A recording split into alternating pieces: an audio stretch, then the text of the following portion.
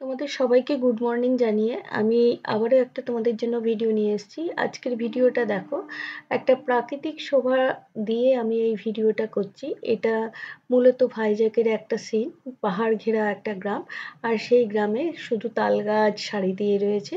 সেটা দেখে ভালো লেগে গেছে, আমি তাই তুলে নিয়েছি তোমাদের জন্য। আর এরপরে দেখাচ্ছি, দেখো এক পাল ছাগল সারি দিয়ে হেঁটে যাচ্ছে। এটা কিন্তু আমার একটু অভিনব লেগেছে। তারপরে তোমাদের রান্নাঘরে নিয়ে এলাম। রান্নাঘরে নিয়ে এসে এই মাছগুলো দেখিয়ে দিলাম যে মাছগুলোকে এরপর নুন হলুদ মাখিয়ে রেখেছি। রাখার পর এবার রেসিপির মধ্যে যাব, তার আগে তোমাদের দেখিয়ে দিচ্ছি এই যে আলু বেগুন উচ্ছে কেটে রেখেছি, এটা একটু ভেজে নেব। ভেজে নেওয়ার পর এই যে তোমাদেরকে প্রথম সিনে দেখিয়েছিলাম বেগুনকে একটু সাঁতলে নিয়েছি। আর বেগুন দিয়ে আমি এই চাঁদা মাছের মতন, আমি সঠিক জানি না নামটা কি, চাঁদা মাছের মতন দেখতে সেই মাছগুলো একটু বেগুন ধনেপাতা দিয়ে রান্না করে ফেললাম। আর তারপরে আমি করলাম উচ্ছে আর বেগুন ভাজা। এখন আমি বর্তমানে কিছু সবজি সাঁতলিয়ে নিচ্ছি।